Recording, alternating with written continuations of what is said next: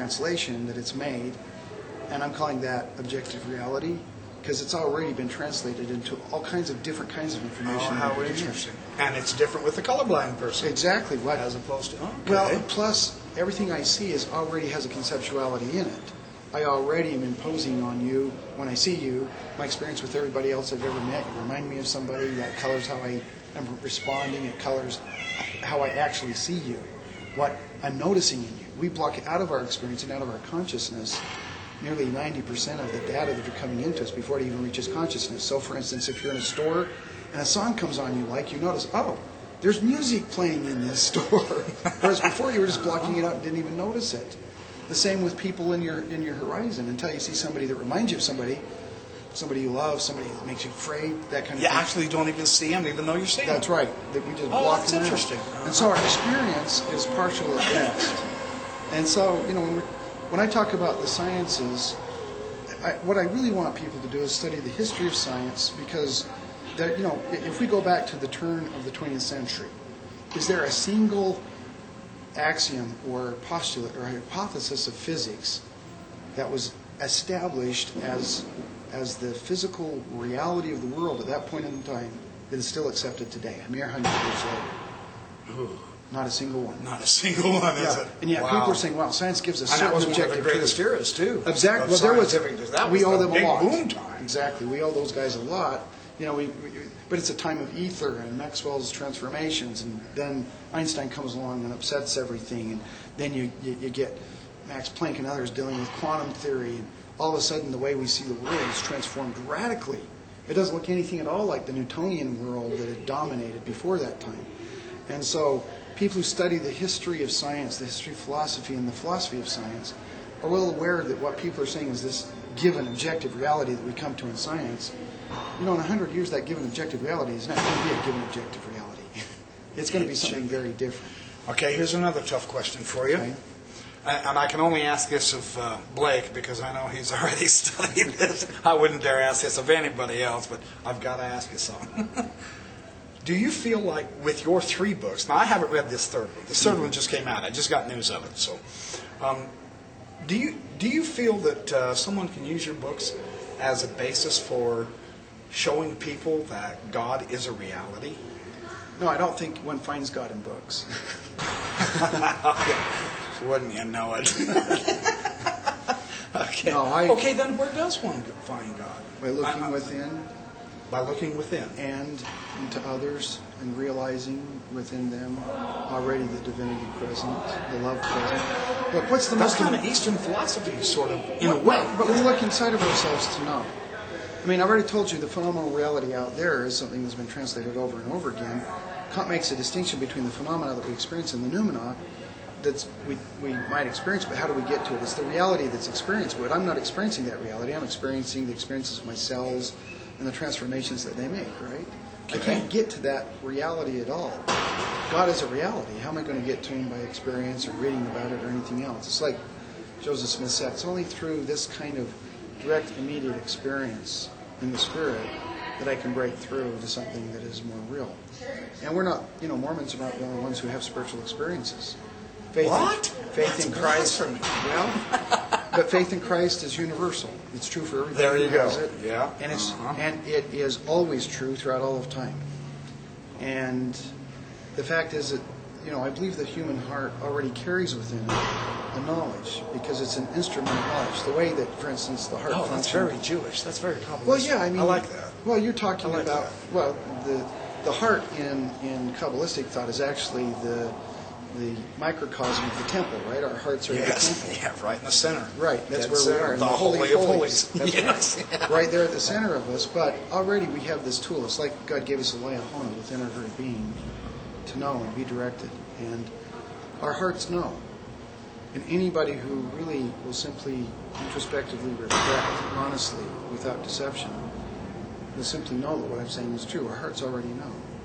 We don't have to go out and study to find what's in our hearts. Our hearts, however, don't carry the knowledge per se. Our hearts respond to the truth when it's spoken, when it's manifested. Our hearts are like an instrument that vibrates in response to the truth when we sense it.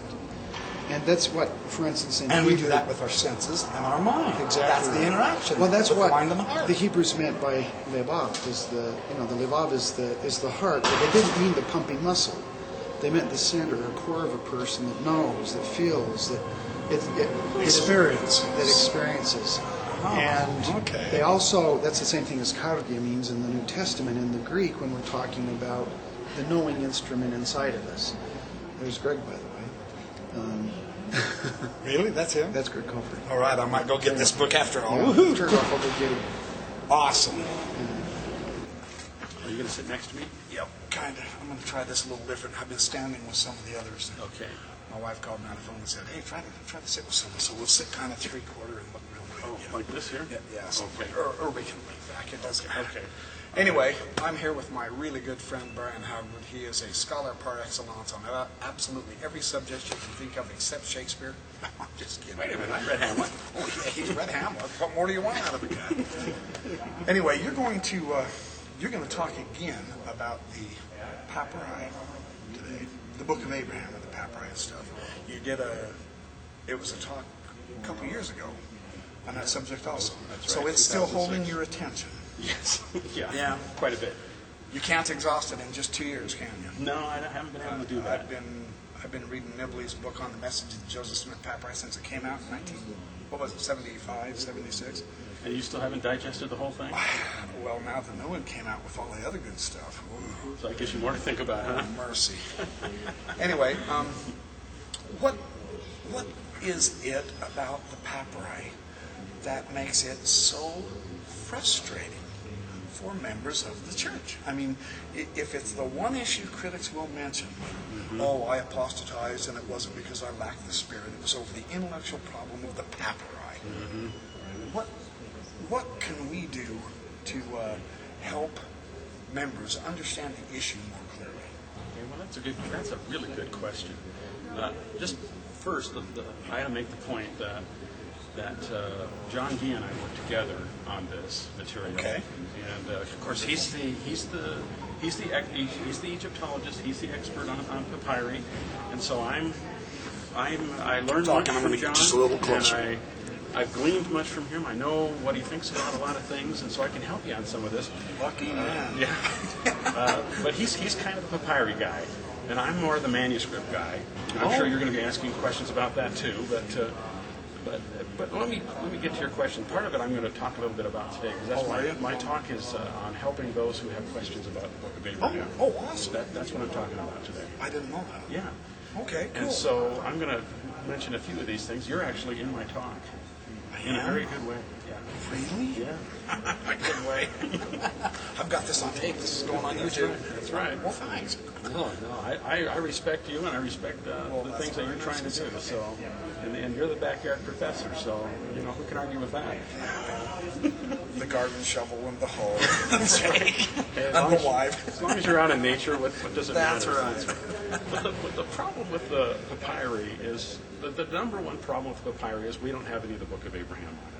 That's probably the biggest. But the critics issue. claim we do.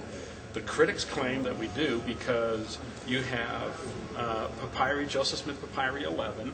Okay, that was attached to. Nibbler's book. Yeah, that would have been good. I gotta show. Oh, I'll show you that later. I'll show you the papyri he's talking about now. Remind me about it later. But papyri number 11 was attached to facsimile number 1. Okay. Yeah. And so you have That's two where the things, massive and you have two things going on there. Okay, you have number one, you have characters being taken out of that papyri. Okay, Don't touch that camera, Larry. I won't.